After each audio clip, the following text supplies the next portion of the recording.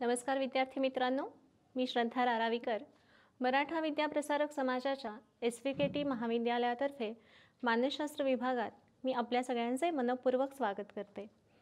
आपण मानसशास्त्राचा पहिला चॅप्टर बघत आहोत, मानसशास्त्राची ओळख. त्यामध्ये आपण आधीच्या लेक्चर्समध्ये भारतातील मानसशास्त्राचा अभ्यास कसा होत गेला, त्याची पूर्वस्थिती काय होती, आपल्या वेद, पुराण, उपनिषद किंवा धर्मग्रंथांमध्ये मानसशास्त्राबद्दल काय काय लिहून ठेवलं गेलेलं आहे ह्याचा विचार केला. आणि त्यानंतर आधुनिक काळामध्ये भारतामध्ये मानसशास्त्राचा अभ्यास विद्यापीठ दर्जावरती कसा सुरू झाला हे सुद्धा आपण बघितलं. थोडक्यात आपण भारतातील मानसशास्त्राचा इतिहास ह्या आधीच्या लेक्चरमध्ये बघितला आहे. आता आजच्या लेक्चरमध्ये आपण सत्र रूपरेखा बघूयात. आधी कशी असेल, आपण आजच्या लेक्चरचा उद्देश बघू, त्यानंतर आपण मानसशास्त्रातील संशोधन पद्धती किंवा अभ्यास पद्धती कोणत्या कोणत्या आहेत ते बघूयात आणि त्यानंतर होम असाइनमेंट डिस्कस करू. आजच्या सेशनचा उद्देश आहे मानसशास्त्रातील अभ्यासाच्या वेगवेगळ्या संशोधन पद्धती जाणून घेणं. ॲक्च्युली मानसशास्त्रातील अभ्यासाच्या 6 संशोधन पद्धती आपल्या सिलेबसमध्ये समाविष्ट करण्यात आल्या आहेत, पण आजच्या लेक्चरमध्ये आपण त्यापैकी 4 अभ्यास पद्धतींचा अभ्यास करणार आहोत. बघा, मानसशास्त्राचा अभ्यासासाठी शास्त्रीय पद्धतीच का वापरायची, त्याचे फायदे काय आहेत ह्याचा आता आपण आधी विचार करूयात. बऱ्याच लोकांचा असा आक्षेप असतो की मानसशास्त्रज्ञ माणसाच्या वर्तनाचा अभ्यास कशासाठी करत बसतात, त्याच्यासाठी प्रयोग कशासाठी करतात. कॉमन सेन्सनी सुद्धा माणसाच्या वर्तनाबद्दल अनेक भाकितं करता येतात, मग कॉमन सेन्स का वापरायचं नाही. आता आपण आधी तेच जाणून घेऊयात. बघा, कॉमन सेन्ससुद्धा किंवा फोक विजडम ज्याला आपण म्हणतो ते सुद्धा माणसाच्या वर्तनाबद्दल वेगवेगळी स्टेटमेंट्स करतच असतात. कधी कधी आपल्याला ती फायद्याची सुद्धा ठरतात. फॉर एक्झाम्पल, बघा, असं नेहमी म्हटलं जातं की विरहातून प्रेम वाढतं. कधी कधी आपल्याला ह्याचा अनुभव येतो. आपला मित्र किंवा मैत्रीण दुरावली, दूर राहायला गेली किंवा काही भांडण वगैरे झालं तर आपल्याला त्यांची जास्ती आठवण येते आणि मग आपण म्हणतो की विरहातून दुराव्यातून प्रेम वाढतं. पण ह्या उलट कधी कधी आपण असं सुद्धा म्हणतो की out of site out of mind. एखादी गोष्ट नजरेसमोरून हल्ली की ती आपल्या विस्मृतीत टाकली जाते. आता एकाच गोष्टीबद्दलची ही किती विसंगत आणि परस्पर विरोधी स्टेटमेंट्स आहेत. कॉमन सेन्समधल्या बऱ्याचशा गोष्टी आपल्याला अशी विसंगती दाखवून देतात आणि त्यांचे स्टेटमेंटसुद्धा खूप कॉन्ट्राडिक्टरी किंवा परस्पर विरोधी असे असतात. आपण दुसरं उदाहरण बघूयात. असं म्हटलं जातं की birds of a feather flock together. समान धर्मी, समान स्वभावाचे, समान विचारांचे, समान आवडीनिवडींचे लोक एकत्र येतात. असं आपल्याला आजूबाजूला घडताना दिसतं, हेही खरंच. असंही म्हटलं जातं की अपोजिट अट्रॅक्ट्स, म्हणजे जी लोक पूर्णपणे भिन्न स्वभावाची असतात ती एकमेकांकडे आकर्षित होतात. आता काही प्रमाणात पहिलं स्टेटमेंटही खरं आहे, दुसरंही खरं आहे, ह्याचा अनुभव आपल्याला वारंवार येतो. कॉमन सेन्सच्या बाबतीत हीच तर मोठी अडचण आहे की अशी बरीचशी विसंगत आणि परस्पर विरोधी स्टेटमेंट्स आपल्याला अनेकदा ऐकायला येत असतात. मग त्यातलं नेमकं काय खरं समजायचं, कारण दोन्ही अनुभव आपल्याला येतच असतात की. पण जास्त प्रमाणात काय खरं आहे, काय सत्य आहे हे मात्र आपल्याला शास्त्रीय पद्धतींनी केलेल्या अभ्यासातूनच समजू शकतं. म्हणून शास्त्रीय पद्धतींचा आधार घेणं महत्त्वाचं आहे. शास्त्रीय पद्धतींचा आधार घेण्यासाठी दुसरं महत्त्वाचं कारण म्हणजे बघा, आपण काही कम्प्युटर इतके परफेक्ट इन्फॉर्मेशन प्रोसेसिंग करू शकत नाही. माहितीवर संस्करण करताना, विचार करताना आपण खूप ॲक्युरेट नसतो. कधी कधी आपल्या मूडनुसार किंवा पूर्वी आलेल्या अनुभवांनुसार आपल्या विचार पद्धतींमध्ये अनेक चुका होऊ शकतात आणि मग आपले इतरांबद्दलचे अंदाज, मानवी वर्तमानाबद्दलचे अंदाज चुकूसुद्धा शकतात. कसं बघूयात, एक उदाहरण घेऊयात. आपल्या विचारांमधली एक बरेचदा आढळणारी चूक म्हणजे कन्फर्मेशन बायस. ह्या कन्फर्मेशन बायसमध्ये काय होतं बघा, आपलं आधीपासून जे पक्क मत ठरलेलं असतं ना त्याच्याशी सुसंगत अशी जेव्हा माहिती मिळते त्यावर आपण पटकन विश्वास ठेवतो आणि त्याच्याशी न जुळणारी माहिती आपल्यासमोर आली की मात्र आपण ती एकतर विस्मृतीत टाकतो किंवा आपण म्हणतो की हा अपवाद असावा. उदाहरण घ्यायचं झालं तर तुमच्या वर्गातला स्टुडंट एक्स तुम्हाला असं खूप वेळा वाटतं त्याच्याकडे बघून, कदाचित त्याचा अनुभव आलाही नसेल पण तरीही तुम्हाला असं वाटतं की तो फार शिष्ट आहे आणि इतर विद्यार्थी सुद्धा त्याच्याबद्दल बोलताना तुमच्या कानावरती हेच शब्द पडतील, तर त्याच्याबद्दल मनात एक बायस निर्माण झालेला आहे की हा एक्स विद्यार्थी शिष्ट आहे. पण कधीतरी चुकून असं होतं की वर्गात पहिल्यांदा सकाळी सकाळी तुम्ही दोघंच भेटतात, तो तुमच्याशी खूप छान बोलतो, तुमची अगदी आस्थेने चौकशी करतो आणि तुम्हाला तुमच्या अडचणीत मदतसुद्धा करतो. मग अशा वेळी तुम्ही तुमचं मत पटकन बदलता का? ॲक्च्युली असं होत नाही. काय होतं की आपल्याला आपला जो बायस तयार झालेला आहे त्याच्याशी सुसंगत इन्फॉर्मेशन आहे ती आपण लक्षात ठेवतो आणि आजचं त्याचं वागणं चांगलं आहे हा आपण अपवाद धरतो. म्हणजे आपण त्याच्या वागण्याचं शास्त्रशुद्ध विश्लेषण करत नाही आणि आपण आपलं स्वतःचंच नुकसान करून घेतो. हा कन्फर्मिटी बायससुद्धा आपल्याला माणसाच्या वर्तनाबद्दल अचूक अंदाज बांधताना अडचणीचा ठरू शकतो. दुसरं महत्त्वाचे आपल्या विचारांमधली चूक म्हणजे अव्हेलेबिलिटी ह्युरिस्टिक. जी इन्फॉर्मेशन आपल्याला पटकन आठवते तर ती इन्फॉर्मेशन बरोबर आहे असं आपल्याला वाटतं आणि आपण कोणत्याही घटनेकडे बघताना त्याच दृष्टिकोनामधून विचार करतो आणि आपला अंदाज चुकू शकतो. पुढचं महत्त्वाची गोष्ट आहे की आपण ना फार वेळा गट फिलिंगवरती अवलंबून असतो. आपल्याला असं वाटतं की माझा आतला आवाज असं सांगतो आहे की समोरची व्यक्ती मला भविष्यामध्ये त्रास देईन किंवा माझं इंट्युशन मला असं सांगतं आहे की समोरची व्यक्ती चांगली नाही वगैरे वगैरे. पण प्रत्यक्षात काही प्रमाणात इंट्युशन आपल्याला उपयोगी पडतं हे खरं असलं तरी दरवेळी ते आपल्याला उपयोगी पडत नाही. आपल्याकडून अनेकदा समोरच्या माणसाला जाणून घेण्यामध्ये चूक होऊ शकते. तर ह्या चुका टाळणं आणि कॉमन सेन्सचा वरती विसंबून न राहता मानवी वर्तनाबद्दल जाणून घेणं ह्या उद्देशाने मानसशास्त्रज्ञ वेगवेगळ्या शास्त्रीय पद्धतींचा आधार घेत असतात. आता ह्या शास्त्रीय पद्धती कोणकोणत्या आहेत ते आपण बघूयात. आपल्या सिलेबसमध्ये 6 पद्धतींचा अंतर्भाव केलेला आहे. त्यातली पहिली पद्धत आहे वस्तुनिष्ठ आत्मनिरीक्षण, दुसरी पद्धत आहे निरीक्षण, तिसरी पद्धत आहे सर्वेक्षण, चौथी स्ववृत्त, पाचवी संशोधन पद्धती आहे सहसंबंधात्मक संशोधन पद्धती आणि 6वी आहे प्रायोगिक पद्धती. ह्या 6 पद्धतीपैकी फक्त 4 पद्धती आपण आजच्या सेशनमध्ये बघणार आहोत. आपण आधी वस्तुनिष्ठ आत्मनिरीक्षण पद्धतीकडे वळूयात. ह्या आधीच्या सेशनमध्ये जेव्हा आपण संरचनावादाबद्दल चर्चा केली तेव्हा आपण ह्या वस्तुनिष्ठ आत्मनिरीक्षण पद्धतीबद्दल बोललो होतो बघा. विल्यम वुंड ह्यांनी मनाच्या रचनेचा आणि अनुभवांच्या घटकांचा अभ्यास करण्यासाठी ही वस्तुनिष्ठ आत्मनिरीक्षण पद्धती शोधून काढली. वुंडचा असं ठाम म्हणणं होतं की मानसशास्त्रामध्ये मनाच्या रचनेचा आणि अनुभवांच्या घटकांचाच अभ्यास करायला हवा. मग हा अभ्यास कसा करायचा तर ह्यासाठी वुंडनी ही वस्तुनिष्ठ आत्मनिरीक्षण पद्धती शोधून काढली. ह्या पद्धतीमध्ये काय केलं जातं बघा, स्वतःच्या अनुभवांचं अगदी काळजीपूर्वक आणि पद्धतशीरपणे निरीक्षण केलं जातं आणि ह्या निरीक्षणाच्या अगदी सविस्तर डिटेल नोंदी ठेवल्या जातात.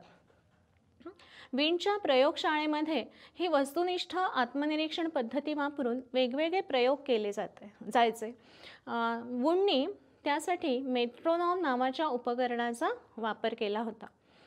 तर आधी वस्तुनिष्ठ आत्मनिरीक्षण पद्धत वापरणाऱ्या प्रयुक्ताला किंवा ज्याच्यावर प्रयोग करतो त्याला सब्जेक्ट असं म्हणतात, त्यालाच मराठीमध्ये प्रयुक्त म्हटलं जातं. तर ह्या प्रयुक्ताला वस्तुनिष्ठ आत्मनिरीक्षण करण्यापूर्वी ट्रेनिंग दिलं जायचं आणि हा ट्रेनिंग नंतरच तो ही पद्धत वापरू शकायचा. दिवसचे दिवस मेट्रोनॉम ह्या उपकरणाकडे बघत, त्यातून येणाऱ्या रंगीत दिव्यांकडे बघत किंवा त्यातून येणाऱ्या वेगवेगळ्या आवाजांकडे बघत हे प्रयुक्त त्यांच्या विचारांचं विश्लेषण करायचे. हं? त्यांच्या मनात तेव्हा काय काय विचार यायचे, कोणत्या रंगाचा दिवा बघितल्यावरती मनात काय भावना निर्माण होतात, कोणत्या प्रकारच्या संगीताने शरीरात काय बदल होतात, मोठ्या आवाजाच्या किंवा वेगवान संगीताने धडधड वाढते का, किंवा सूदिंग म्युझिकनी खरोखर हृदयाची गती मंदावते का, वगैरे वगैरे जाणून घेण्याचा प्रयत्न केला जायचा. उजवीकडच्या खालच्या चित्रात तुम्हाला दिसत सुद्धा असेल बघा की प्रयुक्ताच्या हृदयाचा आणि ह्याचा जोडणी केलेली आहे की त्याच्या हृदयाची गती मोजता यावी, नाडीचे ठोके मोजता यावे, वगैरे वगैरे. अर्थात असे प्रयोग वूडने बरेच दिवस केले. ह्या प्रयोगांनी खरं तर त्याच्या हाती काही लागलंच नाही, पण तरीही वूडच्या ह्या प्रयत्नांना आपण कमी लेखू शकत नाही. कारण सगळ्यात पहिल्यांदी मनाचा अभ्यास शास्त्रीय पद्धतीने करण्यासाठी विल्यम वूडनी ही प्रयोगशाळा उभी केली आणि शास्त्रीय पद्धतीचा वापर केला. म्हणून तर खरं वूडला मानसशास्त्राचा जनक असं सुद्धा म्हटलं जातं. वस्तुनिष्ठ आत्मनिरीक्षण पद्धती अलीकडच्या काळात वापरली जात नसली तरी मानसशास्त्राच्या अभ्यासातलं तिचं महत्त्व कमी होत नाही. त्यानंतर मानसशास्त्राच्या अभ्यासासाठी वापरली जाणारी पद्धत आहे निरीक्षण. आपण सुद्धा लोकांकडे बघून, त्यांचं बोलणं ऐकून, त्यांच्या चेहऱ्यावरचे हावभाव बघून किंवा त्यांच्या ड्रेसिंग स्टाईल बघून त्यांच्याबद्दल, त्यांच्या वागण्याबद्दल, स्वभावाबद्दल अंदाज बांधतच असतो. पण आपलं निरीक्षण आणि मानसशास्त्रज्ञांनी केलेलं शास्त्रशुद्ध निरीक्षण ह्यामध्ये बराच फरक असतो. आपण बघा, कशाचं निरीक्षण करायचं हे आधी ठरवलेलं नसतं. आपण आपल्या निरीक्षणाच्या नोंदीसुद्धा ठेवत नाही. आपली नोंद फक्त आपल्या स्मृतीमध्ये असते की जी कधीसुद्धा आपल्याला दगा देऊ शकते. पण मानसशास्त्रज्ञ मात्र निरीक्षण पद्धतीचा वापर करताना अगदी काळजीपूर्वक नोंद करतात, केलेल्या निरीक्षणाचे वर्णनसुद्धा करतात आणि त्याचं व्यवस्थित विश्लेषणसुद्धा करत असतात. कोणाच्या कोणत्या वर्तनाचा कधी अभ्यास करायचा आहे हे आधीच निश्चित करून अगदी नियोजनपूर्वक आणि काळजीपूर्वक हे निरीक्षण केलं जातं. चित्रात तुम्हाला दिसतंच आहे बघा, दोन निरीक्षक एका ग्रुपचं निरीक्षण करतात. तर त्याच्यासाठी त्यांनी चेकलिस्ट बनवलेली सुद्धा तुम्हाला चित्रात दिसते. ह्याचा अर्थ काय होतं की समोरच्या व्यक्तींच्या कोणत्या वागण्याचं निरीक्षण करायचं आहे हे आधीच ठरलेलं आहे आणि त्या पद्धतीनेच निरीक्षण होणार आहे. आता मानसशास्त्राच्या अभ्यासात निरीक्षण पद्धती कशी वापरली जाते त्याचं एक आपण उदाहरण घेऊया. आपण बरेचदा असं म्हणतो की मुलींपेक्षा थोडी जास्ती धाडसी असतात आणि त्यांच्यामध्ये रिस्क टेकिंग बिहेवियर जास्ती असतं. ते जास्ती प्रमाणामध्ये रिस्क घेतात. आता हे कॉमन सेन्सनी आपण विधान बरेचदा करतो, पण हे खरं आहे का हे जर तपासायचं असेल तर मानसशास्त्रज्ञ त्याचं अगदी पद्धतशीर निरीक्षण करतील. असंच एका मानसशास्त्रज्ञांनी केलं होतं बघा. त्यालासुद्धा हा प्रश्न पडला होता की खरोखर मुलींपेक्षा मुलांमध्ये रिस्क टेकिंग बिहेवियर जास्ती असतं का. तर आता हे निरीक्षण करण्यासाठी असं तर करणं शक्य नाही की मुलांना एखाद्या उंच ठिकाणून उडी मारायला लावली किंवा एखादी बाईक वेगात चालवायला लावली, असं नाही करू शकत. तर मग प्रत्यक्ष जिथे रिस्क टेकिंग बिहेवियर लहान मुलांच्या बाबतीत घडू शकतं अशी त्यांनी जागा निवडली. बघा, त्यांनी असं ठरवलं की लहान मुलांच्या म्हणजे साधारणपणे एक 5 ते 12 वयोगटातल्या मुलांच्या आणि मुलींच्या रिस्क टेकिंग बिहेवियरचा अभ्यास करायचा. आता फक्त रिस्क टेकिंग बिहेवियर असं वरवर म्हणून चालणार नाही. तर मग त्यांनी जागेची निवड केली झू म्हणजे प्राणी संग्रहालयामध्ये त्यांनी त्याचं हे निरीक्षण केलं. आणि ह्या झूमध्ये येणाऱ्या 50 मुलामुलींचं त्यांनी निरीक्षण करायचं असं ठरवलं. त्यापैकी 25 मुलींचं निरीक्षण करायचं आणि 25 मुलांचं निरीक्षण करायचं. म्हणजे कोणत्या मुलांचं कधी अभ्यास करायचा हे ठरलं. आता कोणत्या वर्तनाचा अभ्यास करायचा, तर प्राणी संग्रहालयामध्ये वयाच्या साधारणपणे 5 ते 13 वर्षांच्या मुलांबाबत रिस्क टेकिंग बिहेवियर काय असू शकतं. तर त्यांनी असं ठरवलं की त्या प्राणी संग्रहालयामध्ये येणारी किती मुलं किंवा मुली वाघाच्या पिंजऱ्याजवळ जाऊन बघतात किंवा गोरिला किंवा तत्सम प्राण्यांना केळी खाऊ घालतात, हे त्यांनी बघायचं ठरवलं. त्याच्यानंतर त्या झूमध्ये एक उंटांची राईडसुद्धा होती.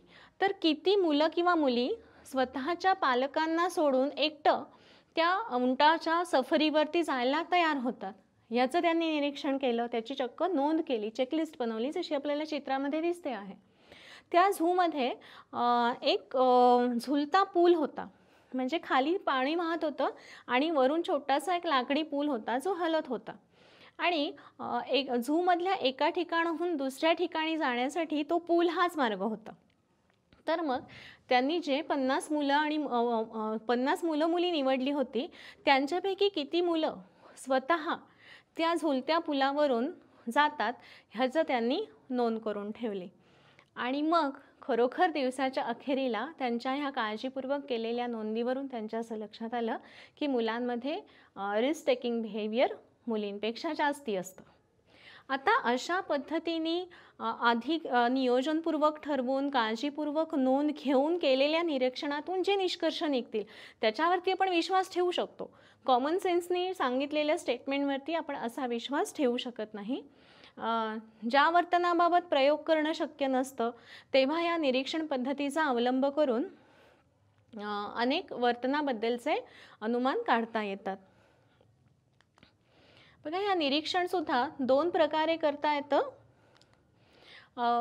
एक पहिलं आहे सहभागयुक्त निरीक्षण आणि दुसरं आहे असहभागयुक्त निरीक्षण. आता सहभागयुक्त निरीक्षणामध्ये ज्या समूहाचं निरीक्षण करायचं आहे त्या समूहामध्ये सामील होऊनच निरीक्षणकर्ता किंवा संशोधक आपलं निरीक्षण करत असतो. आता चित्रात तुम्हाला दिसतंय बघा, एका टीचरच्या अवतीभोवती छोटी मुलं आहेत. टीचरना असं वाटलं की लहान मुलं वर्गात कसं वागतात, कशी मस्ती करतात किंवा कशी एकमेकांमध्ये मिसळतात, त्यांचं एकमेकांमध्ये कम्युनिकेशन कसं असतं, ह्याचं जर निरीक्षण टीचरला करायचं असेल ना तर ती त्यांच्याच ग्रुपचा एक पार्ट बनते, त्यांच्यासोबत राहते आणि हे निरीक्षण पाडते. आणि दुसरा प्रकार आहे असहभागयुक्त निरीक्षण. यामध्ये समूहाच्या बाहेर राहून समूहातल्या सदस्यांच्या वर्तनाचं निरीक्षण केलं जातं. आता तुम्हाला चित्रात दिसतंय बघा, निरीक्षण करता नोंद घेतोय पण तो त्या ग्रुपचा सदस्य नाही आहे. तर आता ह्या दोन्ही पद्धतींचे काही फायदे तोटे आहेत बघा.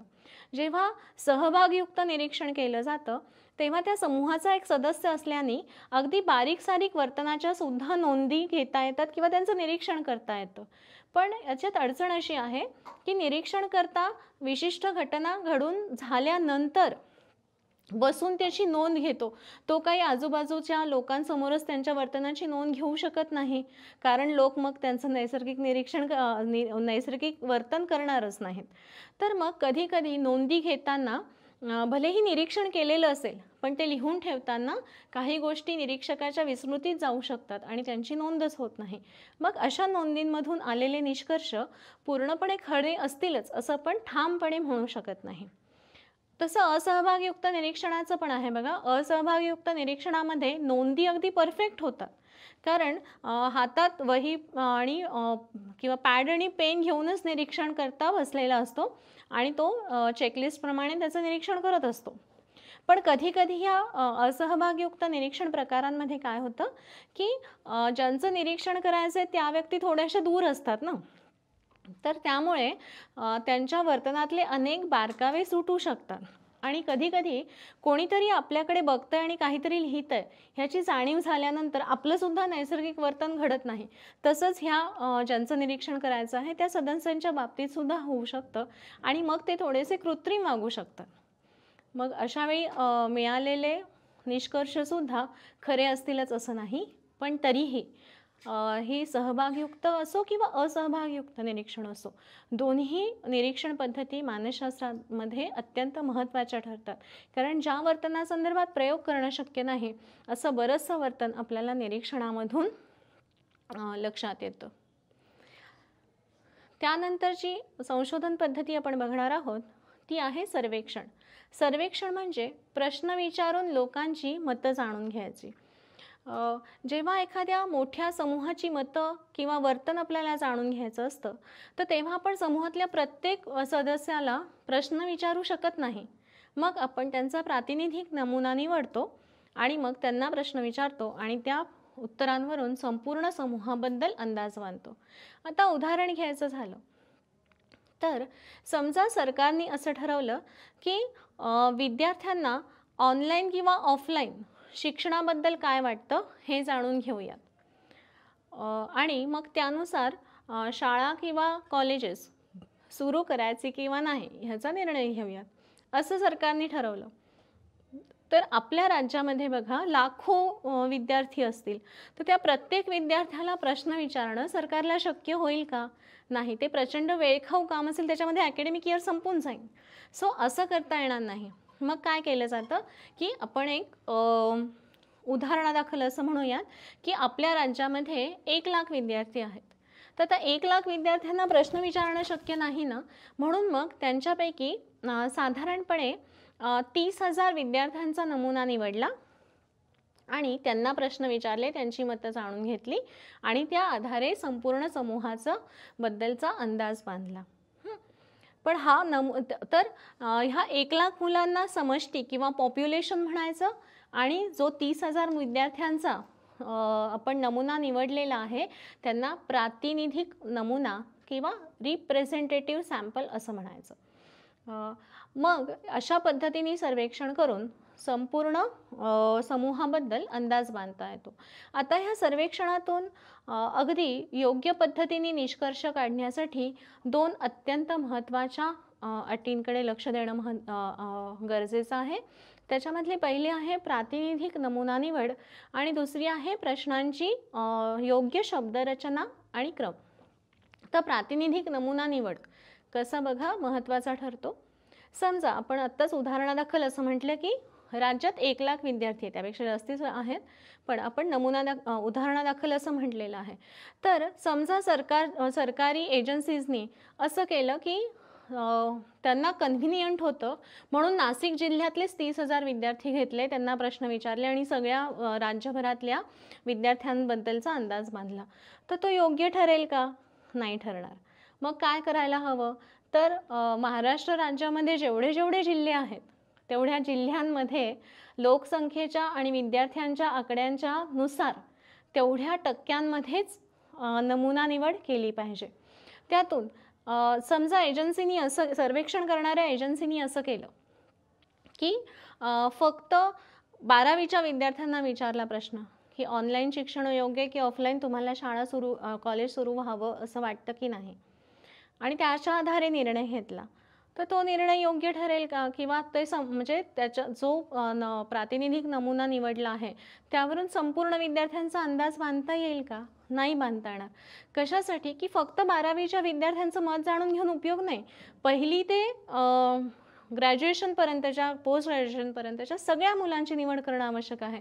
मग 30,000 पैकी साधारणपणे एक 15 वर्ग आहेत, तर 2-2 हजार विद्यार्थी प्रत्येक वर्गामधले म्हणजे पहिली दुसरीतले असे घेतले तर तो नमुना प्रातिनिधिक आहे असं आपण म्हणू शकतो. अशा पद्धतीने प्रातिनिधिक नमुना निवड केली तरच सर्वेक्षणातून योग्य उत्तरं मिळू शकतात. सर्वेक्षण यशस्वी होण्यासाठी दुसरी महत्त्वाची अट आहे ती आहे प्रश्नांची योग्य शब्दरचना आणि क्रम. सर्वेक्षणामध्ये प्रश्न विचारले जातात आणि त्या आधारे निष्कर्ष काढले जातात. मग ह्या प्रश्नांची सुद्धा रचना खूप काळजीपूर्वक करणं आवश्यक आहे. एक छोटंसं उदाहरण देते. अमेरिकेमध्ये ह्या प्रश्नांच्या योग्य शब्दरचनेबद्दल संदर्भामध्ये एक अभ्यास केला गेला. सर्वेक्षणकर्त्यांनी काय केलं, त्यांनी प्रातिनिधिक नमुना व्यवस्थित निवडला. 2 नमुने निवडले.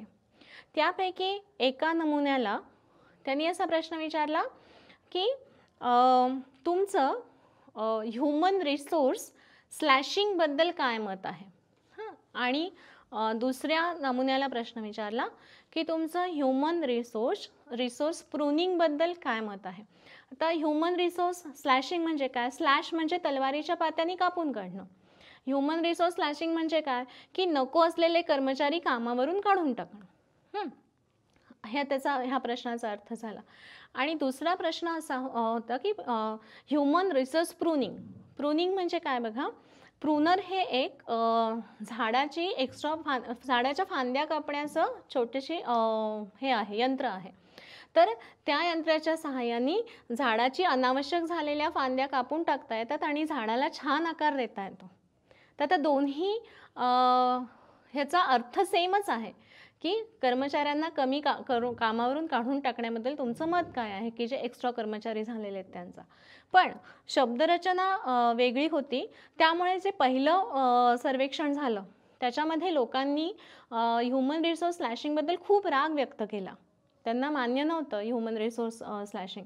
पण जेव्हा प्रूनिंग हा शब्द वापरला होता तेव्हा मात्र बऱ्याच लोकांनी असं मत व्यक्त केलं की खरोखरच आहे की जे कर्मचारी जास्ती आहेत त्यांना कामावरून कमी करून टाकायला हरकत नाही. त्यामुळे शब्दांची योग्य रचना असणं सुद्धा खूप महत्त्वाचं आहे. बघा, बोलताना सुद्धा शब्द काळजीपूर्वक वापरणं आपल्या सगळ्यांसाठी किती महत्त्वाचं आहे.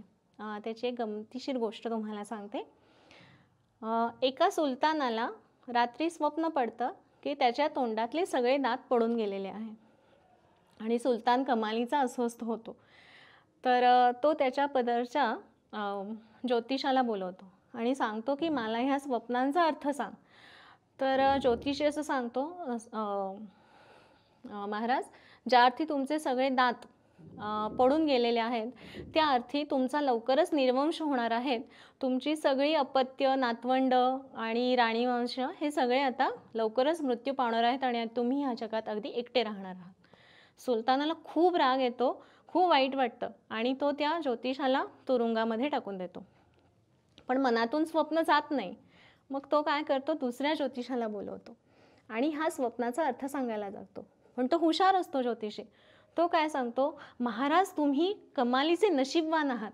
तुमच्या पुत्र पौत्र म्हणजे तुमच्या मुलं नातवंडांपेक्षा तुम्ही जास्ती वर्ष जगणार आहात. तुम्ही दीर्घायुषी होणार आहात आणि तुम्ही पुढचे अनेक वर्ष तुमच्या राज्यावरती आनंदाने राज्य करणार आहात. सुलतानाला कमालीचा आनंद होतो आणि तो त्याला 25 सोन्याच्या मोहरा बक्षीस देतो. बघा, दोघांनी सांगितलेला स्वप्नांचा अर्थ सारखाच आहे, पण शब्द वेगळे वापरल्याने समोरच्या व्यक्तीची भावना बदलते. तर हे सर्वेक्षणाच्या बाबतीत सुद्धा होतं. जेव्हा आपण सर्वेक्षणासाठी प्रश्न तयार करतो तेव्हा त्याची शब्दरचना अगदी योग्य असली पाहिजे.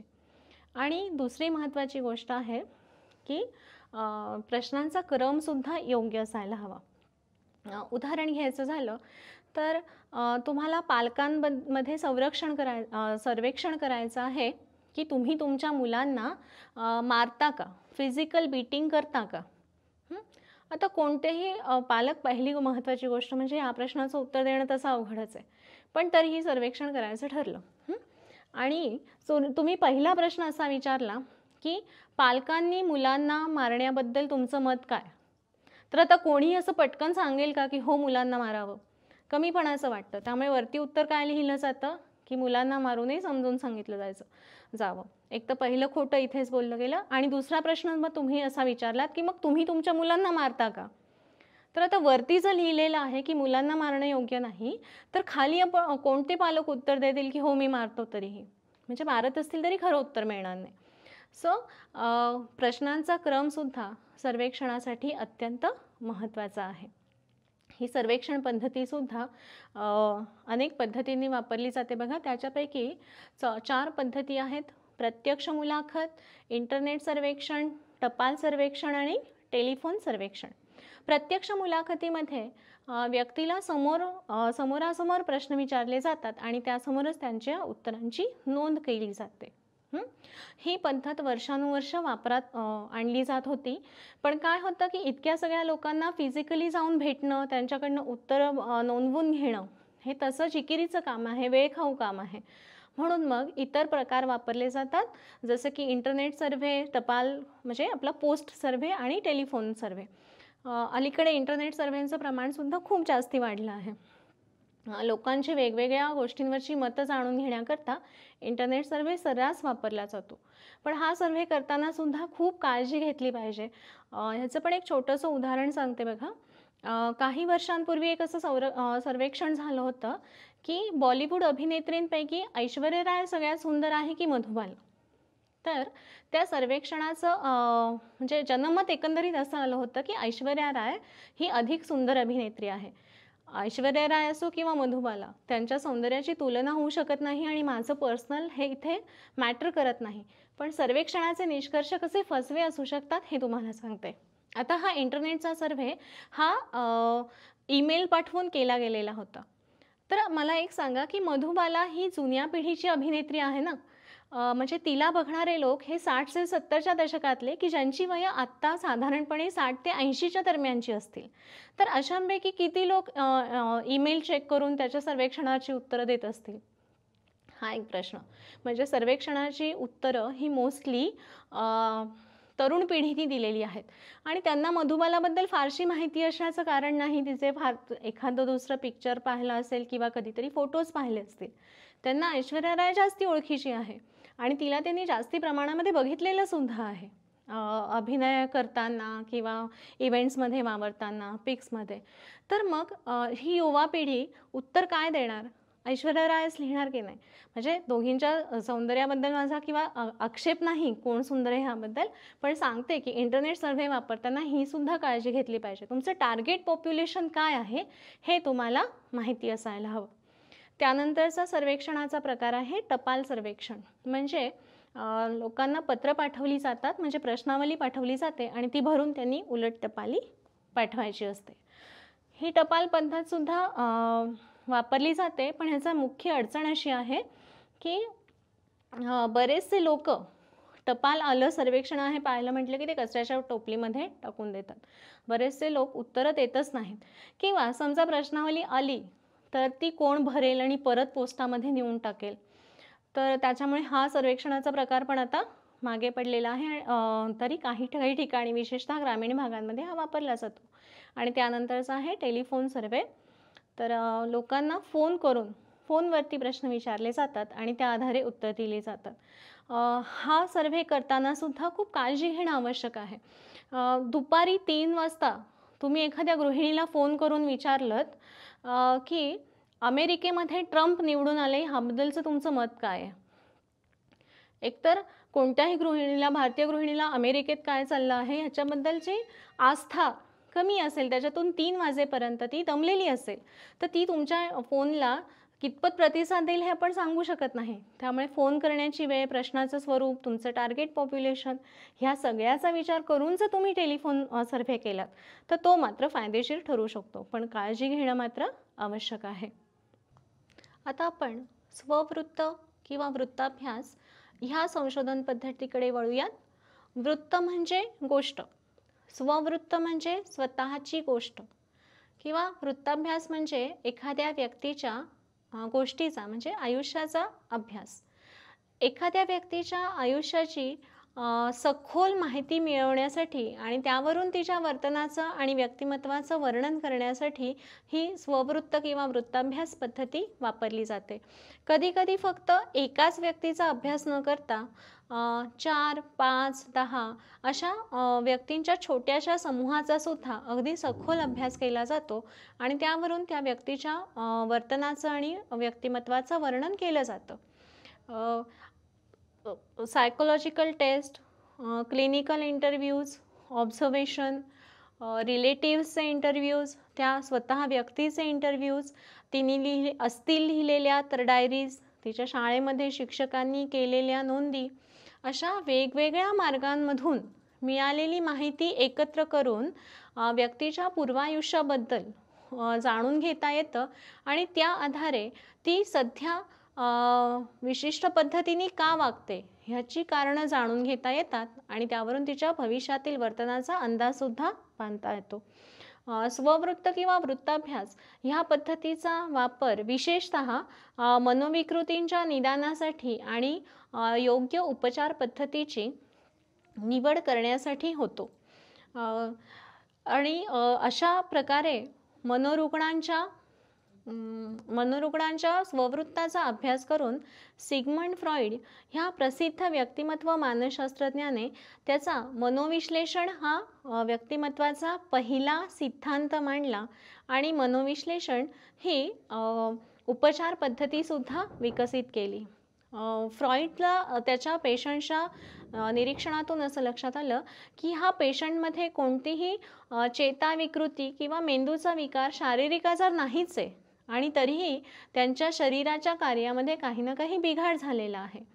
तर जेव्हा फ्रॉइडनी अशी विविध मार्गांनी त्यांचा अभ्यास केला, तेव्हा त्याच्या असं लक्षात आलं की त्यांच्या अबोध मनामध्ये काही गोष्टी दडपून राहिलेल्या आहेत किंवा लहानपणी घडलेल्या घटनांचा परिणाम असेल, पण म्हणून त्यांच्यामध्ये अशा मनोविकृती निर्माण झालेल्या आहे. म्हणजे थोडक्यात सांगण्याचा उद्देश हा की वृत्ताभ्यासामधून मोठे मोठे निष्कर्षसुद्धा निघू शकतात. हा एक भाग झाला. त्याचबरोबर यशस्वी उच्चस्थानी पोहोचलेल्या व्यक्तींच्या जीवनवृत्तांचा अभ्यास आपल्यासाठी सगळ्यांसाठीच खूप प्रेरणादायी ठरतो. म्हणून तर आपण सचिन तेंडुलकर, अब्दुल कलाम, स्टीव्ह जॉब्स अशा लोकांची चरित्र वाचत असतो. त्यांच्या वाचनातून आपल्याला प्रेरणा मिळते, आपण कसं वागावं हे सुद्धा आपल्याला समजतं. मानसशास्त्रामध्ये सुद्धा ही पद्धत मोठ्या प्रमाणावरती वापरली जाते. आपण आता आजच्या सेशनचा सारांश बघूयात. आजच्या सेशनमध्ये आपण 4 प्रकारच्या मानसशास्त्रामध्ये वापरल्या जाणाऱ्या संशोधन पद्धती बघितल्या. त्याच्यामधली पहिली पद्धत होती वस्तुनिष्ठ आत्मनिरीक्षण, दुसरी पद्धत निरीक्षण, तिसरी सर्वेक्षण आणि चौथी होती स्ववृत्त किंवा वृत्ताभ्यास. होम असाइनमेंटसाठी प्रश्न आहेत. वस्तुनिष्ठ आत्मनिरीक्षण पद्धत स्पष्ट करा, निरीक्षण पद्धतीचे वर्णन करा, सर्वेक्षण पद्धत कशी वापरली जाते आणि स्ववृत्त पद्धतीचे वर्णन करा. ह्या 4 प्रश्नांची साधारणपणे 50 ते 100 शब्दांमध्ये उत्तरं लिहिणं अपेक्षित आहे. आता आपण पुढच्या सेशनमध्ये राहिलेल्या 2 पद्धती बघणार आहोत. त्याच्यातली पहिली पद्धत आहे सहसंबंधात्मक पद्धती आणि दुसरी आहे प्रायोगिक पद्धती. धन्यवाद.